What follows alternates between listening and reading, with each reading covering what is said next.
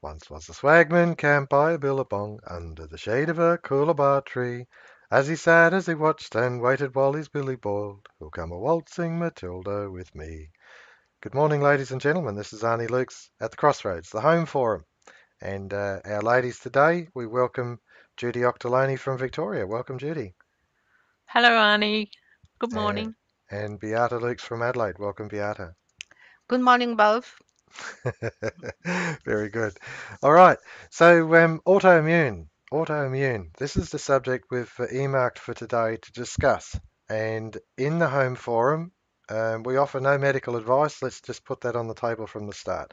All we're doing is we're pursuing knowledge so that it can help us in our limits, in our limited knowledge, help us to understand what can be going on and what we can actually do about things. Now, autoimmune is an interesting in the sense that it has so many arms and legs to it, and it's got so many different labels and different diseases that are labeled under that autoimmune, and there may be some commonality in its origins. And so our objective today is to put what information we can on the table that can help you understand autoimmune. Beata. Hmm.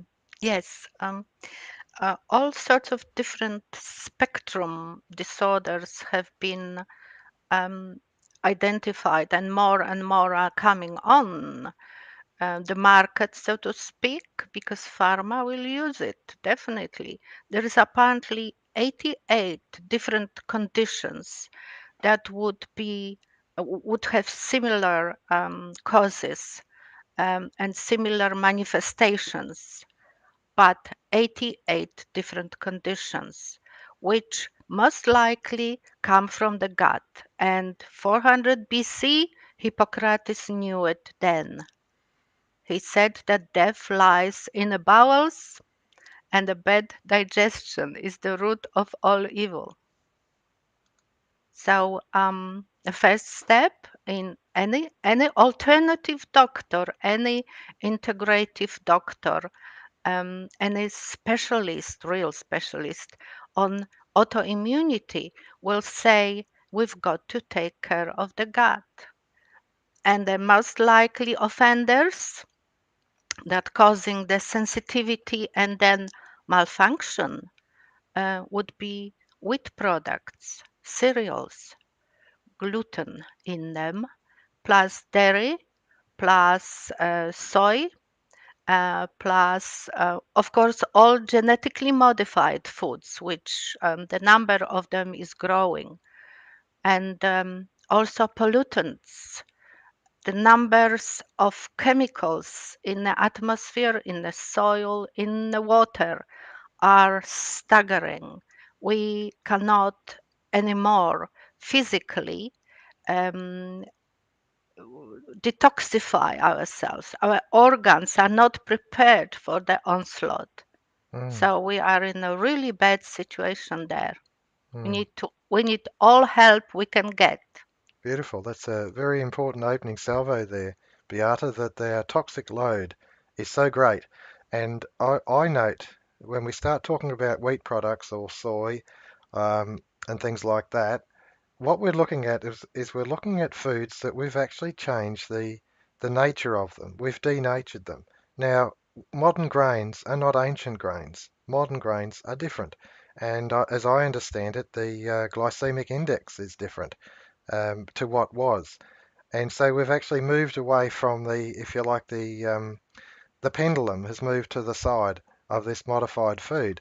And okay, the further out the pendulum, the genetically modified is to me is to the extreme. Even milk, when we pasteurize milk or we homogenize milk, we denature it. I'm a beekeeper and we have honey products, and the honey products we go out of our way not to heat the honey to denature it. And I know it crystallizes, but the fact is that all we do is filter it.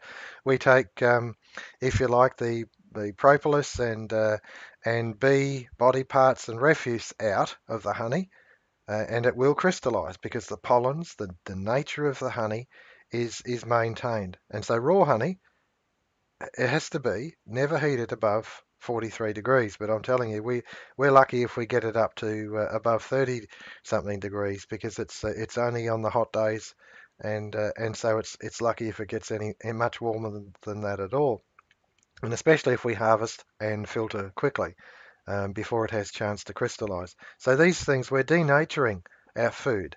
And then why do we ask the question, why is there chronic illnesses coming at us like that? To me, it's one and the same thing. We've got to actually take a step back and try and get an overview of where we've gone wrong. Judy. Yes, Arnie, diet and our current food supply, it's, just can't stress enough how important it is that we make an effort to learn learn about what we can eat safely, what we should not eat for the reasons that it affects our gut. When our gut's not working properly, we're leaving ourselves wide open to all those autoimmune diseases, and they're so prevalent now. My goodness, from diabetes, MS. Well, what are the others I read? Um, Arthritis, rheumatoid arthritis, and lupus erythematosus, which is another one we don't hear much about.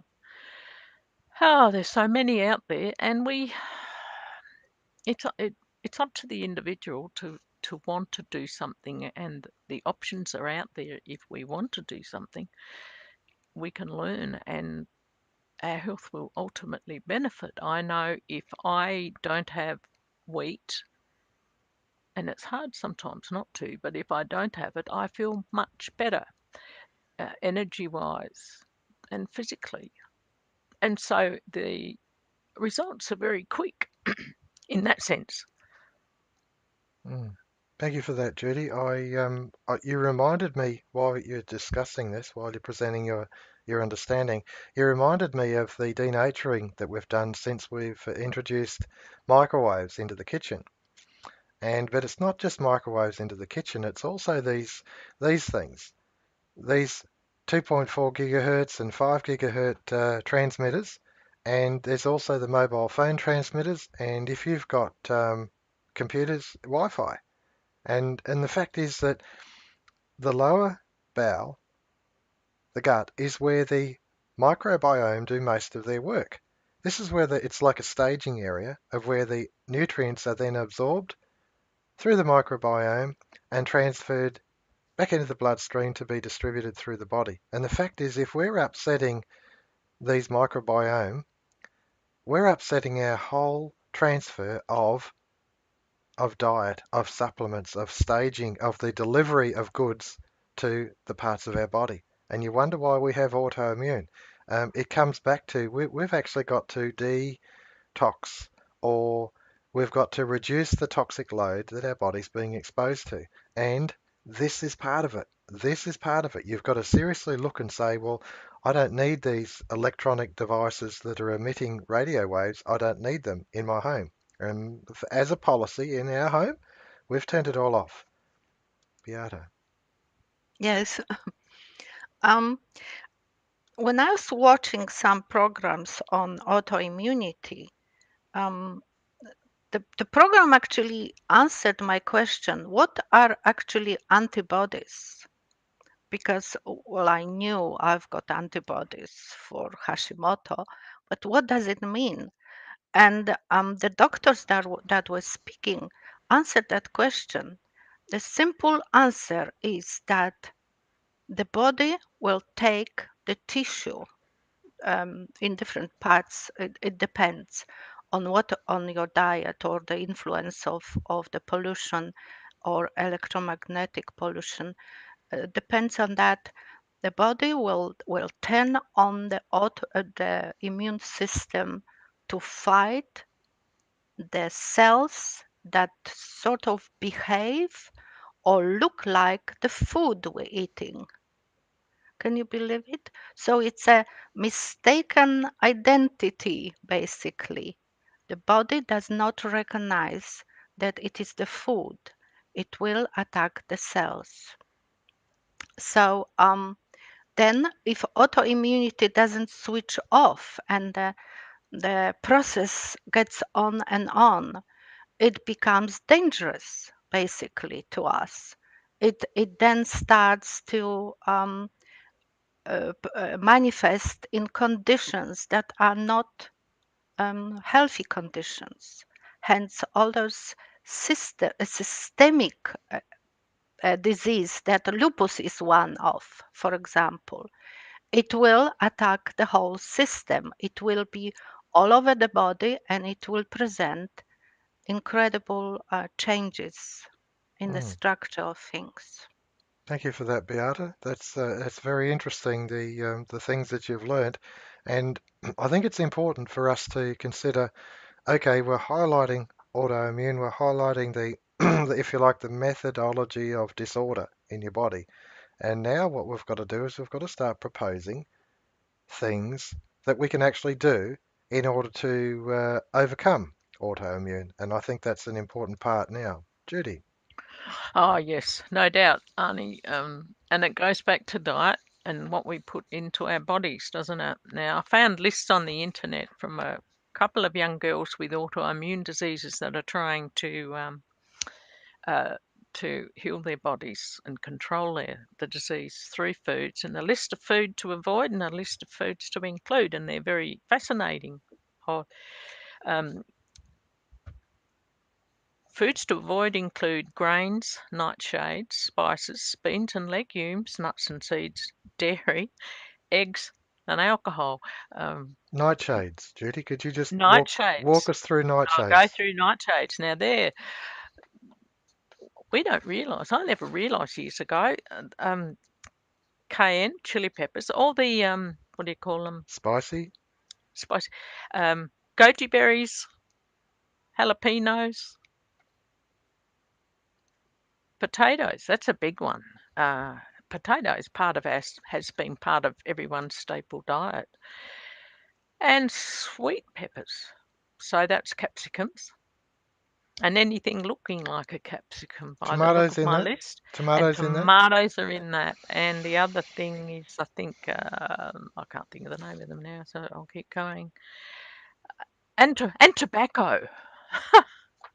We're not meant to have those things anyway. And dairy, nuts and seeds, we're told all the nuts are healthy and good for us, mostly. Um, Eggs, things that we consider healthy, and huh, I don't know. I struggle with that list, quite frankly. I struggle with the list because it's going to knock about 90% of what I eat off. And these foods are, to me, they're pleasant to eat. And I put it to you girls, okay, all right, there's all these foods that are there. And if they fall into this category, what should I do if those foods, should I eliminate them even though I love them, or should I consider eliminating them one at a time to try and identify whether it's actually going to improve my condition or no? Back to you, That's a Judy. good idea. Yeah, that's a good idea, Arnie. Hmm. Go one at a time. It's a massive thing to confront yourself with giving away all these things in one hit. So I would say one thing at a time and see the effect it has on your body. Like I can tell rapidly if I've had wheat. Um, so I know I shouldn't have it. All these other things. The list of foods to include is a lot longer than the list of foods not to have. Okay, let's just stay on the on this list of things not to have and just figure out a reasonable management strategy because I guess I'm not big on the kitchen. I was going to drive myself towards being a kitchen person, but I got sacked, and I'm quite happy being sacked because I'll do other things other than be that kitchen person. Um, but the thing is that for that person who is responsible for food purchases and administering and managing what the family eats, it's vital. And they've got to actually get as much help as they can, and I believe that's what this forum is about. So eliminating foods. Beata, have you got any thoughts? Well, when the immune system got alerted and you have to decide what is good for you and what not. You will quickly understand because the gut is connected to the brain, and the message will be felt fairly quickly. So if you're doing something wrong, it will definitely show. But if you eliminate one by one, as you say, then you can deduct from that what is good for you, what isn't anymore, because those things are progressive. It does not appear straight away. Um, and of course, it requires a lot of self-discipline to Mm. stop doing things that we would love to do. I know, I know. I Mm. look at that. I think about say. I mean, all right. I've been able to manage chocolate. I've been able to manage it. I can just take it or leave it now. Alcohol, I can take it or leave it. But I'm telling you, that took a long, long time because it was like this little voice sitting on my shoulder, just chewing my ear. Go and buy a beer. Why? Because you've been a good bloke and you deserve to have a beer. Oh, okay, but is it that good for me? And am I doing myself any favors? And this is the argument that goes on every single person. None of us are immune to this. So all the help we can get, Judy. Oh, indeed, Arnie. You're right about taking one thing at a time and eliminating it, and takes a certain amount of strength and willpower to do these things. I think the lists I have are not necessarily going to be black and white for everybody. I think this is only just one website that I found these Is on. I sugar on that list? haven't searched. Is sugar on that list, Judy? No, I can't. Sugar's not on that list. I can't see it. No, Arnie, Isn't that fascinating? Grains are, I but can't see sugar. sugar's not. Look at And that. that's a big poison, isn't it? Is it? Yeah. Well, Okay. that's what they say. Maybe it's not. Mm, No, okay. cheer up.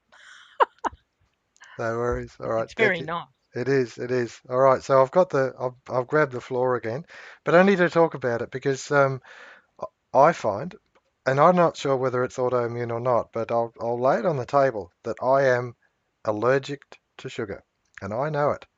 And all my working life, I've had blood noses. I've had it. And I thought it was a deficiency in iron, and so I was taking ferrum phosphate, I was eating liver, I was doing this, doing that to try and supplement my iron. But in actual fact, one day it struck me that I'd done something, and within 24 hours, 24 to 48 hours, I had a blood nose. And and then when Beata started managing the kitchen and responsible for diet, the blood noses seemed to stop unless I got my hands on, if it was too much honey, but usually it's the lighter honeys, not that the heavier honeys. If it was too much honey, it would, but I'd have to have 3 teaspoons a day in order to bring a blood nose on. But if I had a sauce, and we had these spicy sauces that I'd add to my eggs or whatever, and loved it. And it's beautiful, especially on steaks and things like that. And this particular sauce, it was a mixture of, well, Beata will talk about it in reference. But as soon as I had 1 teaspoon of that, blood nose the next day. It was the sugar. And I'd have if I had a Galliano or something, it was the sugar. And sure as eggs. And I started to identify that sugar was actually, for me, a, a definite poison. And it caused the membranes, the elasticity of my blood vessels in my nose to become less elastic, and then they would burst, and I'd get a blood nose.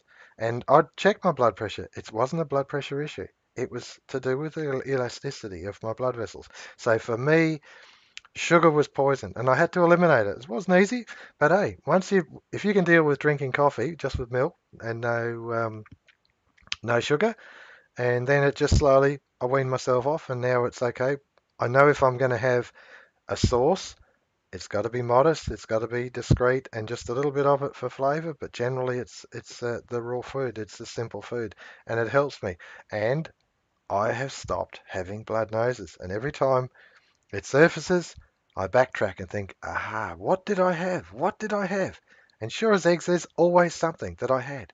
I poisoned myself with sugar. And we're talking about autoimmune and identifying foods that we can't tolerate. Our body. I'm unique. I'm only a one. I'm only God only made this one model, and then He threw the cast away. And this is for me. I can't eat sugar. And for you, it may be something different. And going after these foods helped me understand. And I'm happy. I feel good. And grains are part of it. Anyway, Beata. Mm. Yes, Judy, I think the list that you looked at must have been some advanced lesson in managing your health, because the first thing, wherever you go, first thing they say is eliminate sugar. Anyway, the grains are the offenders because they turn into sugar in our system. So that adds to the problem, of course. White sugar is, of course, the biggest poison of all carbohydrates, because it's a simple thing and it's so, what do you call it, uh, refined. It's it doesn't have any accompanying minerals in it or anything that would make it resemble any food. So that's why the body turns against it in the end. And craving for sugar is, of course, the sign of candida.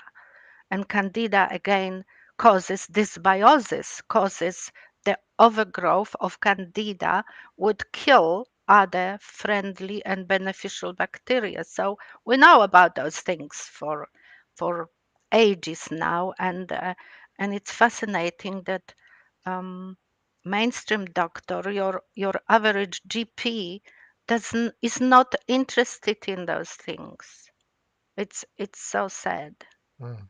You're It's fighting a battle if you're trying to ask this doctor to do something other than prescribe antibiotics or beta blockers or cortisols or what are they called? I don't hormones and even things know. like that. Steroids. Yeah, Yes, that's right. Yeah. steroids. Yeah. Yeah. No, very good. That's exactly right, Beata. And you've touched on probably if you like, the pillar that we hang our hat on.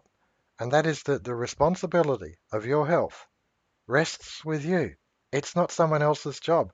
If you hand it to your doctor and say, well, I'll go there and he'll give you this or she'll give you that or take this and take that, there's all these magic bullets. There's no such thing. In my mind, there's no such thing. I've never been convinced of a magic bullet. It's a directional moves that we make to restore health. And I've just, I go through it all the time, assessing, watching what I do, and then I'll lapse. I'll do something. I'll eat something or try something, and it's wrong, and my body responds and it tells me. And so it's this ongoing thing. And you actually become accountable and responsible for your own health, for your own life. You make your own decisions. And I find it fascinating because philosophically, there's people have written about this, and we referred to it in another forum. We referred to the overman, the person that actually looks over your shoulder and helps you make those decisions, that you're actually thinking further than just one and one is two. It's not rote, it's not automatic. You've actually got to continue to probe, poke, think, reason, challenge. In a sense, you're investigating constantly life and the meaning of life, and your health is part of that. It's all part of it. It's an ongoing process. It doesn't stop. There is no one answer fits all. It's continuous. All right, Judy. No, you're right, Arnie. We're all so different, fortunately. Um, I thinking back to gluten, and which is in so many foods now, and if wholesome food, natural food, food that has not been processed in a factory, food that we buy off the shelf, fresh meat, veggies, whatever, um, we're quite safe with those as long as they're organic or grown well. Um, the gluten, the gluten in our diet is obviously a very destructive um, part of our whole eating process. If we're having any of it, too much of it. Going back to children with celiac disease, there didn't seem to be so much of it about years ago, and I might be wrong now. A lot of orthodox medical people will say, "Oh no, you gluten, that's fine. If you don't have celiac disease, it's not a problem for you." Well, some of us know that that is not true. It's persuading people to be proactive with their diet and proactive with their health. As you say, the buck stops with us. Thank you for that, Judy. That's exactly right. That's how I see it. The buck stops with us. Now we're at the 25, 26-minute mark, and I'm going to call for closing comments. But I think we've covered some very good ground here about autoimmune and managing our health. I mean, autoimmune was the title, and we really haven't gone into it particularly deeply, but we have gone into it philosophically, and that is that the responsibility of managing your health rests with you. And can you do anything about it? And all I can say is that the more we look at these things, the more information is out there. The internet is a wealth of information, and if you make it your business, turn off your telly, make it your business. How am I going to manage my health? Why? Because if I can put in, so many hours each day or each couple of days on this thing, I will actually garnish more information than what my doctor can have at his fingertips, because he's got his MIMS or PIMS book, and he just responds to this with that, this condition with that, and they identify a particular set of markers, and that becomes the disease. And in actual fact, you can go back further and say, well, what markers are they similar to? And can I actually manage this myself?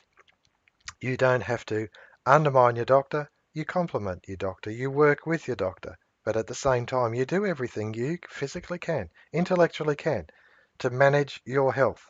The buck stops with you. Closing comments, Beata. Yes. The good moment, the good starting point is if you've got children to teach them to eat well. And because the gut brain connection, you definitely need to take a look at raw natural foods that they should be taking in. And of course, the milk being offender, being the casein content in milk could cause incredible damage to the children. So while they are still young and they can still stomach, so to speak, a goat milk, which is 100% better alternative, try it. And a lot of miserable, conditions could be avoided that way. Of course, try to get them gluten free. The nuts could be eaten if they are soaked and then dried very, very, very slowly. It breaks down the phyto acids in the nut. And also some grains can be eaten, like buckwheat, like millet. Children can get used to them very, very easily, and all of us can really switch off to a perfect diet, much Mm. healthier diet. Thank you, Beata. That's beautifully put, and there's certainly some good points in that. I'll just point out before I cut across to Judy, we eat sprouted rye bread, and I'm telling you, I love it. And it's sprouted and it's rye and it's a now what do you call him? He's an artisan baker. And we start again next week because he's had 3 weeks off. And I love the fact that he's so confident in his product that he takes time off when it suits him. And he's just had 3 weeks off and he has Christmas off and he says, mate, I am the bread Nazi and what I make is worth waiting for. And I agree. It is. It's beautiful. And so good that we pick up 5 loaves. We pick it up for my children, for my mother, my sister, and for us, and it's all, and we love it. We love it. Anyway, and Beata wants to say something. I'm just going to bring her back. What was it, Beata? I apologize for my husband comment. We're not advertising the bread here at all. Closing comments, Judy. Oh, I don't know if I can add much to that, Arnie. Beata summed it up very well. Yeah, just look after yourselves, really. That's it. All right, thank you for Mm. that. Hang on, I'm not going to cut out. I'll clear this so my wife wants some more. Go, baby. I didn't add that there is a connection between the way you feed the child and autism occurrence. So watch out because it's been connected to those two. I mean, connect. You can't avoid autism if you don't take care of the gut. So important, Yeah. isn't it? This is just so important. The areas we're going are profound, and I know we're lay people. Understand that. We acknowledge that from the very start. We're lay people. We're not experts, but we're listening to what the experts are saying, and it's opening up a whole new world of knowledge. And it's just so important that we make it our business because it's from there that we can manage our family and our family's health. And so much health can be managed from the kitchen. This is Arnie Lukes at the Crossroads. Thank you, ladies. Once was a swagman camped by a billabong under the shade of a coolabah tree. As he sat, as he watched and waited while his billy boiled, who'll come a waltzing Matilda with me?